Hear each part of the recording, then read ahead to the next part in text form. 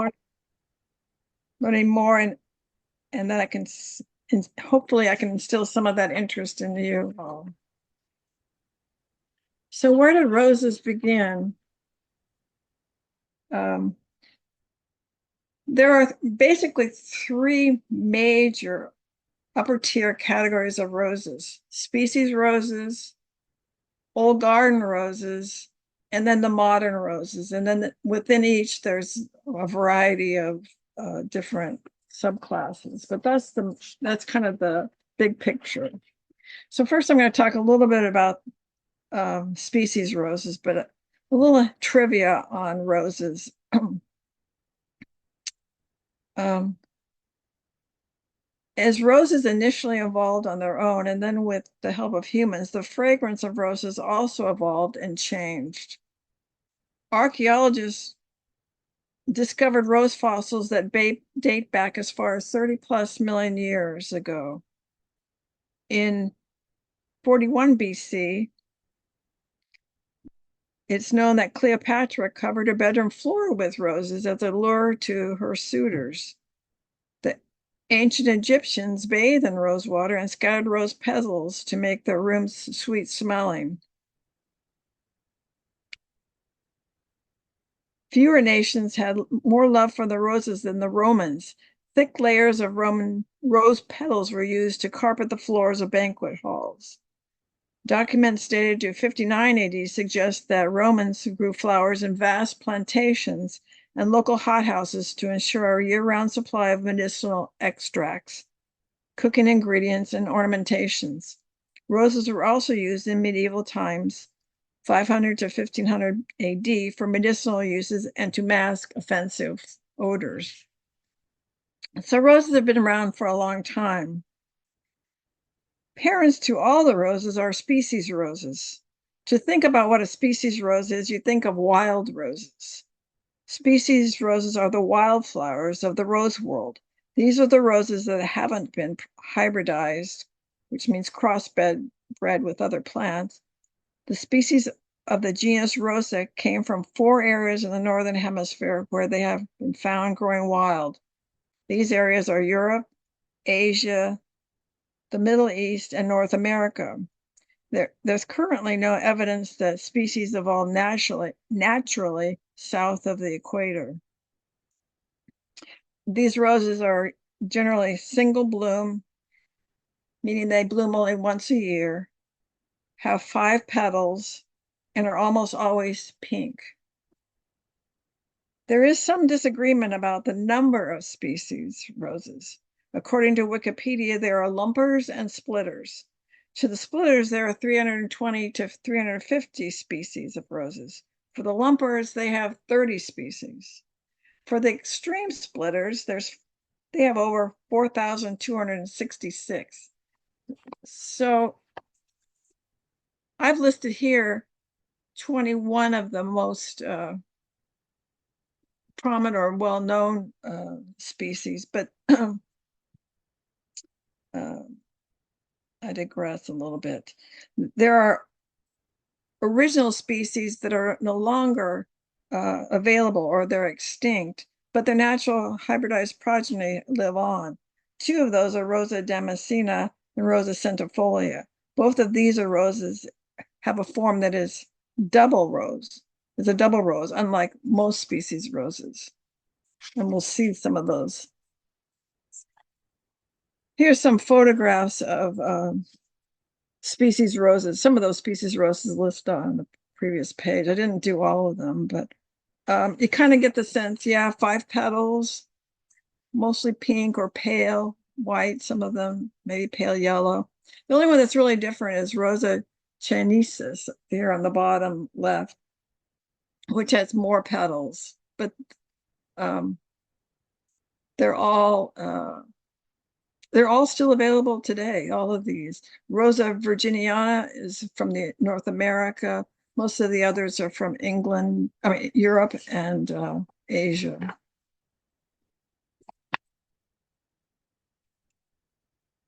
So I'm going to hop now onto old garden roses. That's the next category.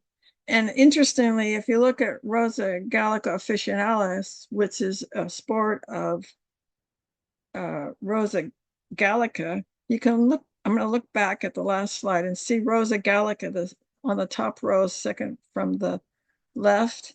It's very similar to Rosa gallica officinalis. Now it's just more petals. That's from a natural hybridization that occurred. But Rosa gallica officinalis is considered ancient as well. It was discovered before 1160. Most famous of the offspring of Rosa gallica is this Rosa gallica officinalis. It's a sport of Rosa gallica. For those that don't know what a sport is, it's a natural occurring genetic mutation to a rose that results in a change in its characteristics. This mutation then can be propagated and become its own plant. Rosa gallica officinalis was grown for cosmetic, medicinal, and culinary purposes for hundreds of years. It was used by pharmacists. Its common name is the apothecary rose, also known as the Red Rose of Lancaster in England in the War of the Roses in 1455 to 1487. It was also revered for its rich oil, old rose fragrance. And then gallicas are one of the natural predecessors of the damask rose, which is the rose to the right. That's called autumn damask, or as the French called it, quatre saisons, 4 seasons. The damask roses were originally from the Middle East. Damask roses are thought to be a natural hybridization of 3 species roses. It came from Damascus, hence the name damask rose. The rose was recognized for its wonderful old rose fragrance and taken by those that were in the Crusades back to Europe, and it spread throughout Europe as a popular rose. It also led to it is also the parent of the Portland roses, Bourbon roses.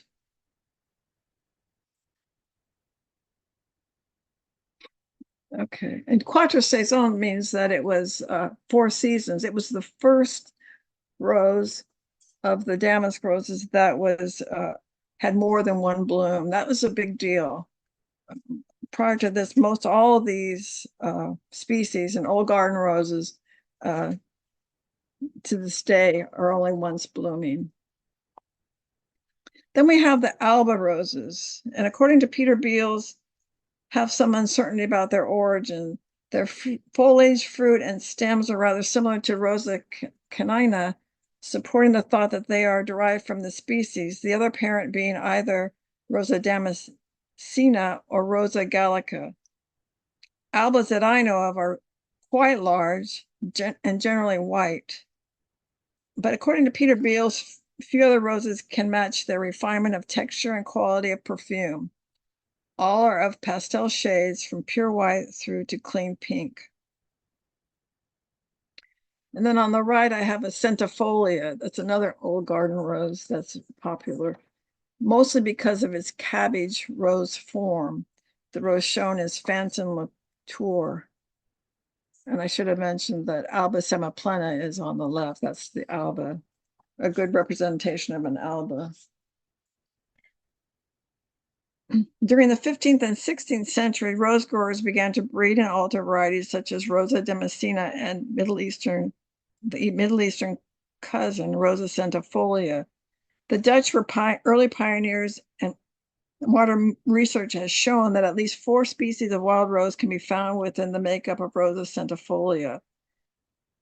The results of the roses grown in Holland in 16th and 17th centuries can be seen in the painting by the old Dutch masters. These depicted large double flowers with distinctive cabbage roses shaped like the centifolias. The repeat blooming roses were brought to Europe in the 17th century from China, and brought with them was the capability to have more than one bloom per season. The only setback of some of these roses is they lacked fragrance. So historically, most, if not all, of the old Gardner roses had great fragrances. And so fragrance was kind of taken for granted in the early years of roses. During the mid-19th century, French rose breeders began hybridizing roses, and France became well known as the hotbed for rose cultivation. So then we have another old garden rose, the China roses. And I chose Sophie's Perpetual to represent China roses. It kind of highlights the extended use of the China roses in the new roses that came after the old garden roses. It's very fragrant. It has an old variety. It's an old variety that was reintroduced in 1960. This rose is classed as the China rose, but some have says it has such powerful fragrance, it seems more like a European rose. Some have called it a bourbon rose, like an early China or damask cross. When dealing with a rose that is discovered in an old garden, rosarians just have to guess at the lineage and identity of the rose. This one was discovered in a garden of a woman named Sophie, and it's become known as Sophie's Perpetual. Next is the Portland rose. This is a category of roses that has had much significance in France. Its origins were obscure, but its habit of continuously flowering throughout the seasons made it an instant success. It arrived in England as Rosa Portlandica, but later became known as the Duchess of Portland. This is an example of an early repeat bloomer that made this rose and its progeny historically very important. Rose de Roy is a cross between the Duchess of Portland with Rosa Gallica officinalis. With its heritage, it was used extensively by French hybridizers for its fragrance, beauty, and repeat blooming character. It was originally named Rose Lure, but when it was spotted by the Imperial Gardens, it was later renamed Rose de Roy at the request of King Louis XVIII of France. There are so many old garden roses that have great stories, but we need to kind of move on. So, old garden roses dominated the rose scene until 1867 with the introduction of the first hybrid tea, La France, founded by André Gulot, and of all places, France. As beauty and the fragrance as beautiful and fragrant as the old garden roses were, they were generally all just once bloomers. The first hybrid teas ushered in a dramatic era of rose hybridization, primarily in Europe with a focus on France. By the end of the 19th century, the foundation for our present-day roses was well and truly established. The French more or less led the way. Empress Josephine Bonaparte brought together the largest collection of roses ever assembled at the time of her death in 1814 at her Chateau de Malmaison outside of Paris. The gardens were landscaped in the English style, and she hired landscapers and horticulturists from England. She spared no expense. And it was at this time that the Rosa chinensis sports were being widely distributed within the rose hybridizing community throughout Europe, and particularly in Lyon, France.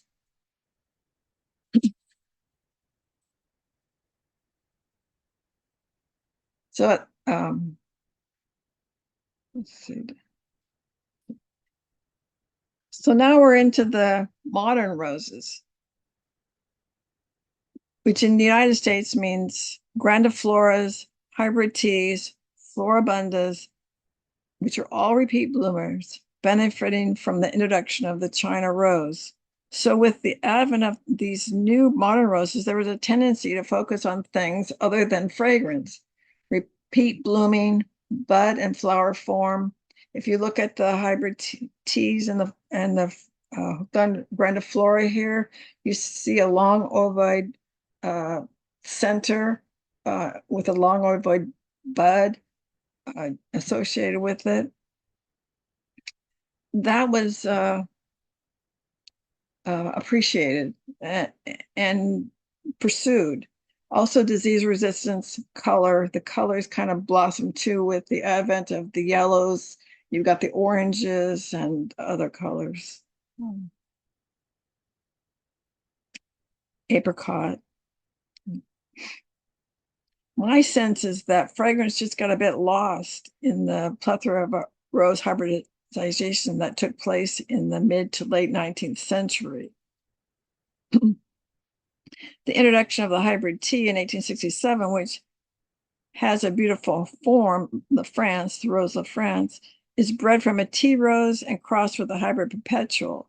The tea roses have a weaker scent and structure. That means the plant form is somewhat weak. They kind of droop a little bit, the flower buds. And then the hybrid perpetual brought in a better form structure for the rose. So the cross was very popular. And, hybrid teas today are probably one of the more common roses in the rose breeding world. The genesis of floribundas was a bit more complicated. The first floribundas were crossing polyanthus and hybrid teas. One of the first most successful crossing created the rose Red Riding Hood.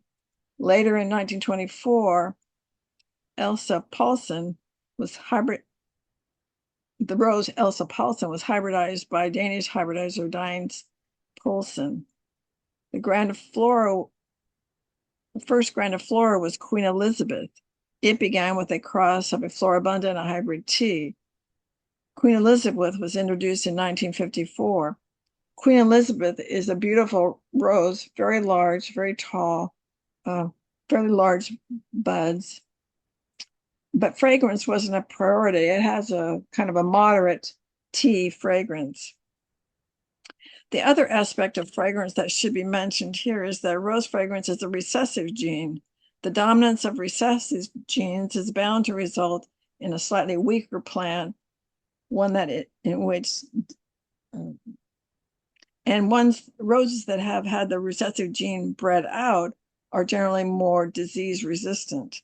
So it's a trade-off, fragrance versus disease resistance. But having said that, there's a lot of beautiful modern roses that are fragrant and disease resistant. They might not be the most disease resistant, but they're beautiful, healthy roses. The one that comes to my mind is Mr. Lincoln, who's a beautiful red rose and has a wonderful fragrance. And I'll say it's fairly healthy and very disease resistant. Another one that is maybe not as disease resistant, but has a beautiful fragrance is a Double Delight. However, you kind of take what you get. If you love the form and the fragrance, you overlook a little bit of disease resistance. So it's a trade-off. However, despite fragrance not having a priority in roses during the early 20th century, there are many fragrant modern roses. And these are some of my favorites. Fragrant Plum as a grandiflora, Fragrant Cloud as a hybrid tea, and the Floribunda Apricot Nectar. All beautiful roses. Fragrant Cloud, sometimes the bush isn't as vigorous as you would like, but the roses in the scent are beautiful. So the good news is that people were missing the fragrance in roses in the middle of the 20th century. And there came a English hybridizer, David Austin, who brought back fragrance, character of and form of the old garden roses, and was able to breed in the repeat blooming character of the China roses. His first rose on the market was Constant Spry in 1961, which is on the left. And he became really important as popular amongst rose growing enthusiast in the 80s. So I've shown here, in addition, Jude the Obscure, kind of a centifolia kind of a look, with a beautiful fragrance. Evelyn, a beautiful plant, healthy, and a beautiful rose with a great fragrance. And Mustard Wood, another beautiful rose. After the success of David Austin's, what he called his English roses, two other prominent rose hybridizers came along with their English rose-like versions. They were called Perfuma roses by Cordes and Romanticas by Maryellen, the House of Maryellen.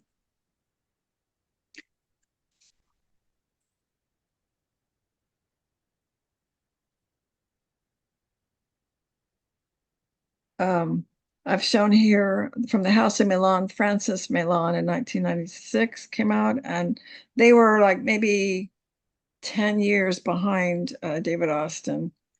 And then Princess Charlene de Monaco, in 1989. Both beautiful plants, beautiful roses with wonderful scents. So I don't know about that recessive gene so much. But. And then from the Cordes in Germany, their response was the Perfuma series with Perfuma Earth Angel and Bliss Perfuma. And when you go on Cordes's website, they say the Perfuma collection of hybrid tea and shrub rose varieties are exceptionally fragrant with romantic styled blooms on healthy disease-resistant shrubs. Combining these two traits, fragrance and good plant health, is very difficult to achieve, but the Perfuma collection is an exception. So perhaps they've figured out how to master that darn recessive gene.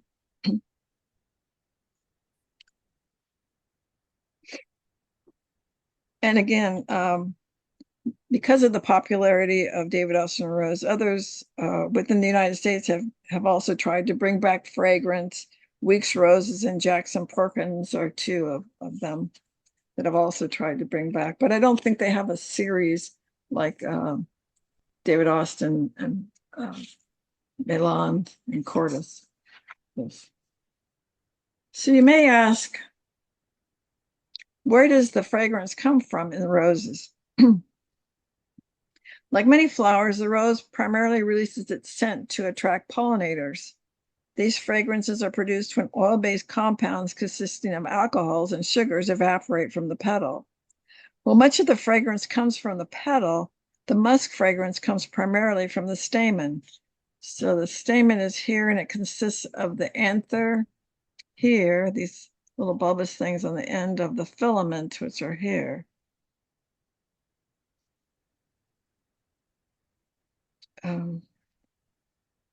The fragrance is most prominent in the morning. However, because of the cooler morning temperatures, is not as easily noticed. Once the day warms up, it can be sensed more easily in midday. Those that make rose essential oil collect rose petals early in the morning. At Russian River Roses in Healdsburg, California, they pick the petals at 4:30 a.m. before the fragrance can evaporate. They state that 1,400 to 1,800 pounds of petals yield 2 to 3 ounces of pure oil. They use the damask rose Kazanlik for their rose oil. Worldwide, this rose is one of the most prominently used roses for essential oil. So, fragrance. The amount of fragrance varies depending on the rose classification. Albas and Gallicas, two of the oldest classifications, are very fragrant. Fragrance is something of a subjective characteristic. All sorts of factors influence the fragrance of a rose.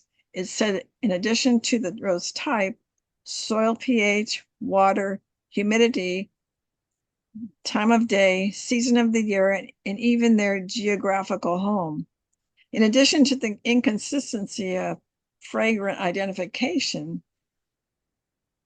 Every person has differing amounts of healthy cilia in their nostrils, which is where the scent molecules land. So different people smell differing amounts of fragrance.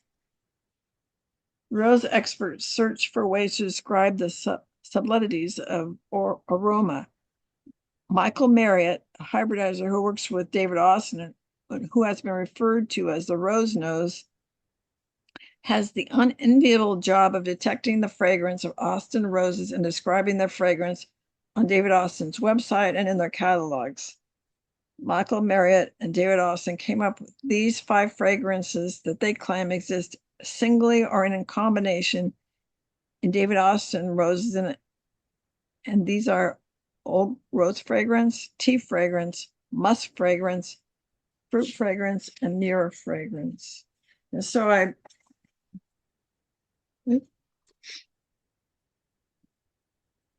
I put together kind of a display of what are considered roses with the various fragrance. Here in the old rose fragrance, we have autumn damask, which we talked about earlier with the species roses. Mr. Lincoln, a modern rose. David Austin's Gertrude Jekyll, and Memorial Day, another modern rose. The old garden rose scent is thought to come as the most fragrant, is thought of as the one most fragrant, and is found most commonly in Gallicas, Damasks, and Albas. Oops. The tea fragrance, some describe the scent as that of a fresh open packet of tea, but can also be quite tarry and earthy with a strong violet character. Examples are Graham Thomas, Marilyn Monroe, Peace, Lady Hillingdon. It's just a coincidence that most of these roses are yellow. There are other roses that have the tea fragrance that aren't. And then musk roses. Some examples of musk roses are the species rose, Rosa machata, Lida rose, Darlow's Enigma, and Ballerina. And this fragrance is released almost totally from a bloom's stamens and is named for the secretion emitted from Himalayan dust musk deer that have been used in perfumes. Roses with this scent are I got that already.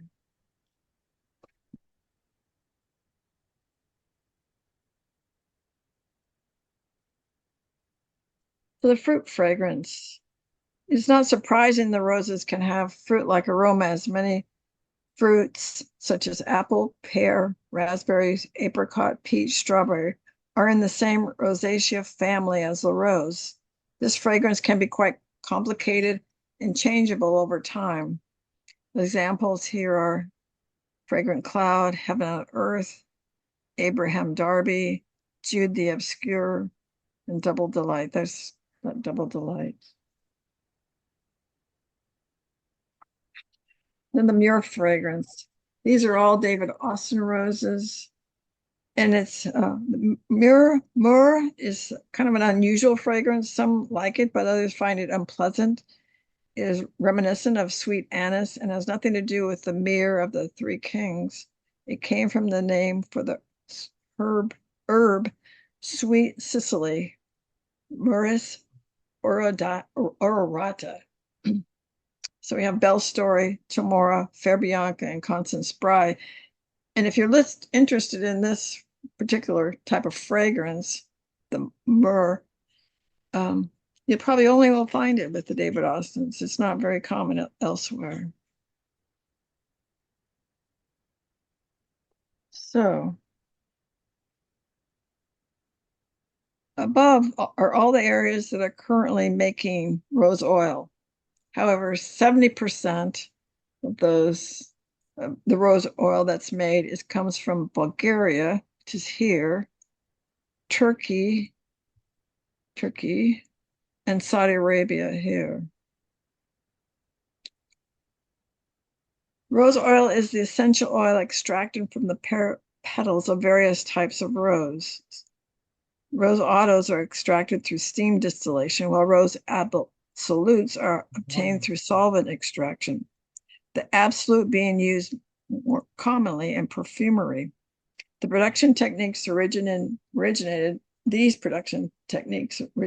in Greater Iran. Even with their high price, rose oils are still perhaps the most widely used essential oil in perfumery. Okay, and most of the rose used for that is the Rosa Damascena. That's the like.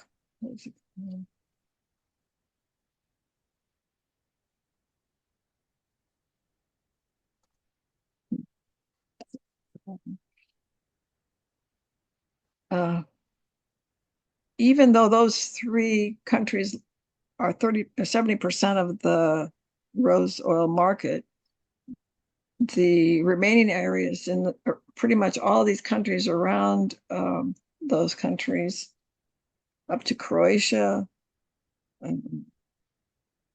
United Arab Emirates, Yemen, they all are in that remaining 30% of rose oil market.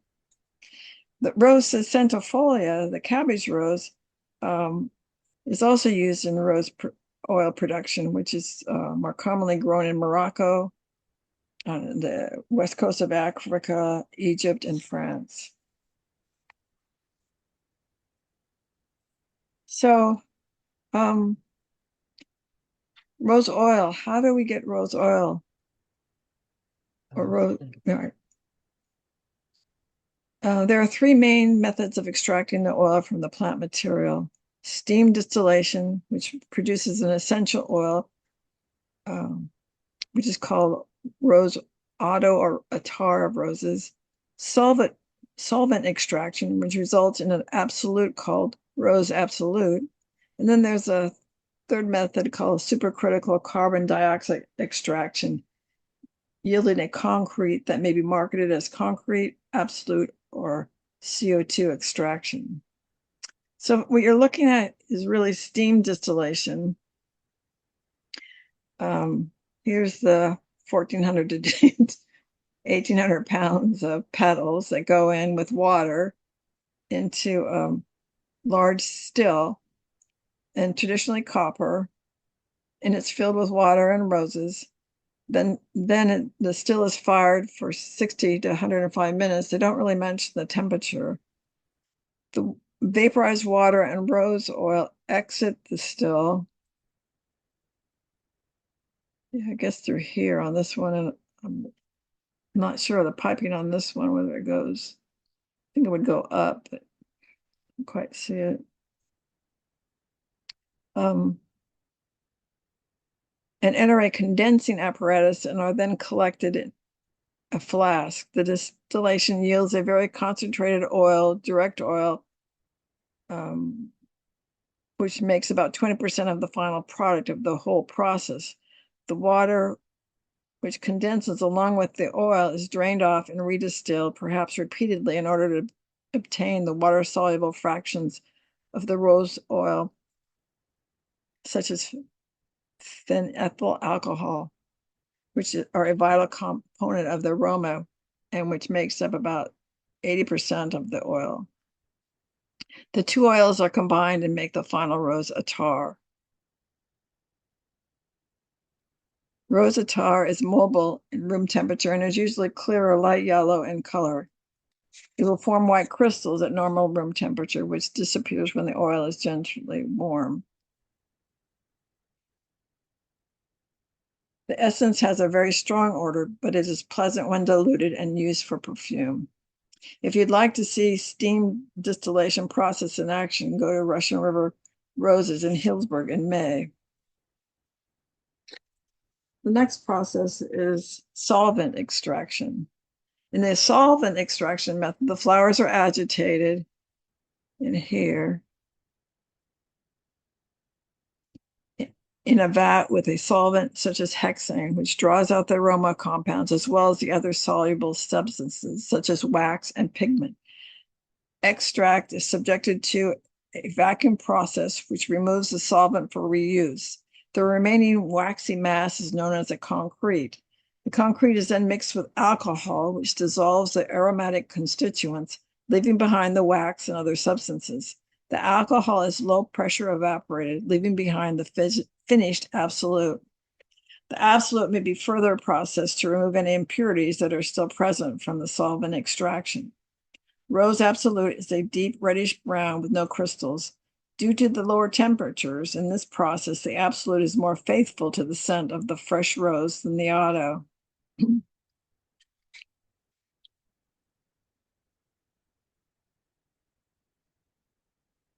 lastly is the supercritical carbon dioxide extraction method. This combines the best aspects of the other two methods. When carbon dioxide is put under a defined pressure and temperature, which is called the critical point, it becomes a supercritical fluid with the permeation properties of a gas and the solvation properties of a liquid. The supercritical fluid, CO2, extracts the aromatics from the plant material. Like solvent extraction, the CO2 extraction takes place at a low temperature, extracts a wide range of compounds, rendering an essence more faithful to the original, and leaves the aromatics unaltered by heat. The CO2 is a gas at normal atmospheric pressure. It leaves no trace of itself in the final product. The equipment for CO2 extraction is expensive, which is reflected in the price of the essential oils obtained from the process. So there's a thing called adulteration, which is because it takes such a large amount of rose petals to distill a small amount of rose oil, to mitigate the cost, most dealers cut rose oil with a variety of essential oils rich in geraniol, Geraniol, the main constituent of rose oil. This is referred to as extending the rose fragrance. So if you're looking for pure rose oil or rose attar or rose otto, just be aware that you get what you're paying for. And to understand the cost of rose oil, I went online and found a price for certified organic Bulgarian rose oil, which was $940 per ounce, offered by Mount Rose Herbs in Eugene, Oregon. So, you see, it's expensive. Maryellen, you have a few questions. Okay. I'm sorry, did you want to? I thought I would do them at the end, but Okay. Yep, no worries. I guess rose water, I believe, is just adding some essential oil of rose to some water to some essential rose oil. I think that's how that's made, and it's relatively inexpensive. But people use it to put on their face and other things. It has some value, I guess. I've not tried it. Oh, the rose maker. Yeah, I saw that. Okay. I'll go on now. So the because of the lack of fragrance in roses, the American Rose Society decided they and at the request of James A. Gamble, they decided that they would have this award for fragrance every year, and it's called the James A. Gamble Medal for Fragrance from the American Rose Society. And so they started in 1961, and next year it was 1962. They had another rose, but then it's 3 years, then it's 1 year. So there's never really any sense of when, what the frequency is, but it's been fairly frequent from 1961 to 2020.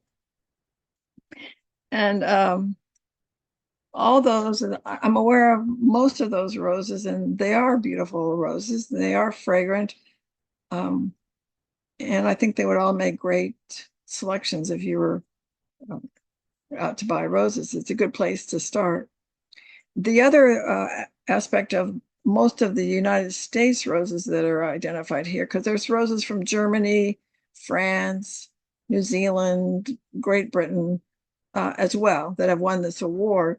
But if it's got an AARS associated with it, that's the American Rose Society's All American Rose Selection. So that means the rose not only has the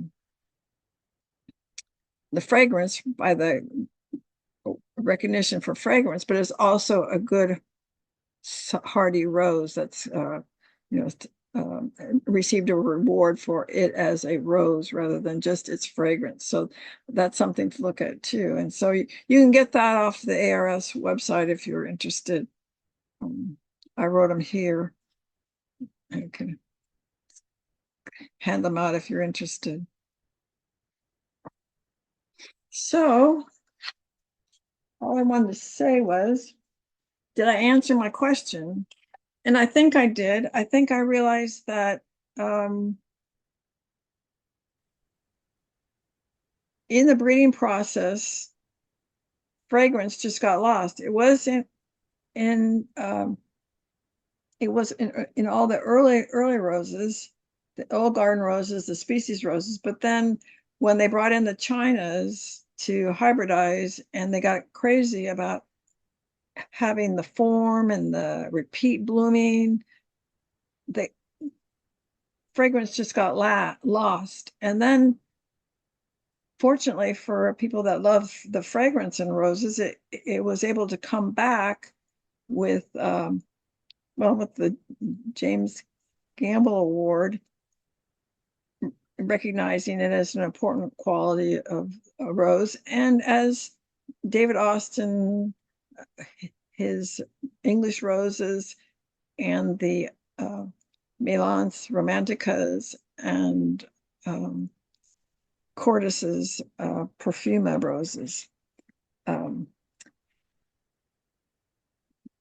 So for there was a time when the fragrance of rose was bred out, fragrances of rose was bred out of the rose. Does that make me love the rose less? Well, not really. I still love roses that don't have a fragrance, but fragrance is just really a great bonus. That's the way I look at it. And another thing I'll mention here, I made a conscious decision to try to choose roses in the presentation that you saw here. Like almost all of the roses here we have in the garden of the Woodland Library Rose Garden at the library in Woodland, at the Woodland Public Library. And one thing that it brought to my mind is not only is it a beautiful garden, as it in art, the roses beautiful, but the selection of the garden roses by our founding members was exquisite. They had a good sense of the history of roses. They had a good sense of what the characters of these various roses that they put in the garden. And now I know a little bit more about the history. I appreciate it even more. So with that, I'll say thank you for coming. I'll go to my, I think I will, maybe I won't. You have two more questions. Is it true there are some roses that are most fragrant at night? That's, I think if the temperature is nice, I don't know that they're more fragrant at night, but if it's a warm night, I think that the fragrance will come out more.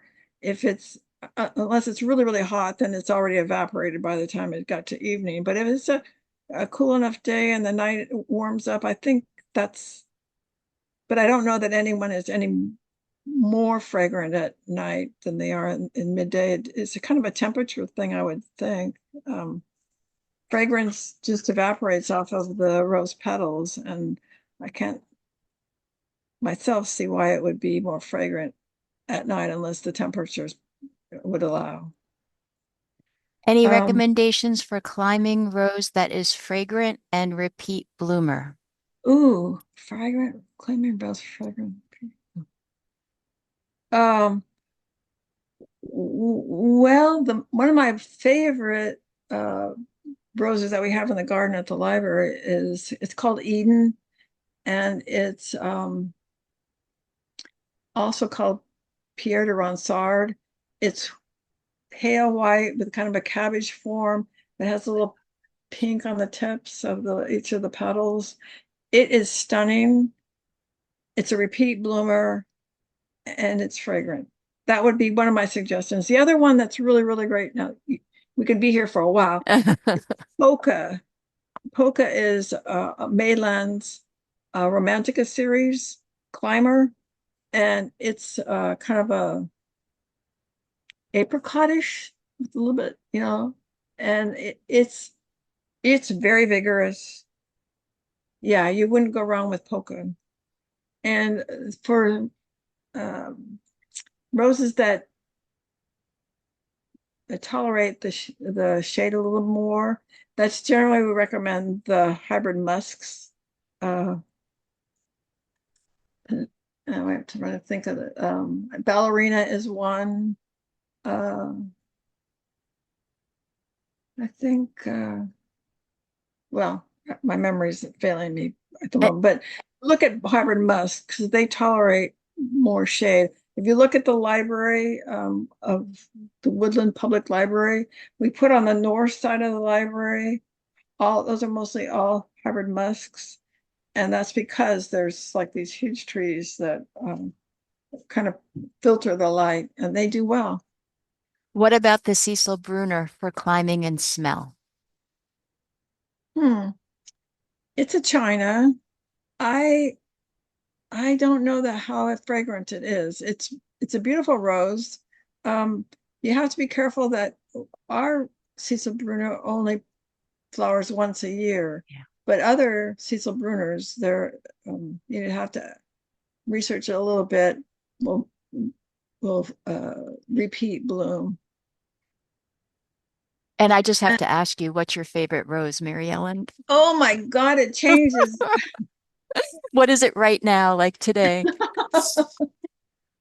Well, let me look through my pictures here for a second. Um,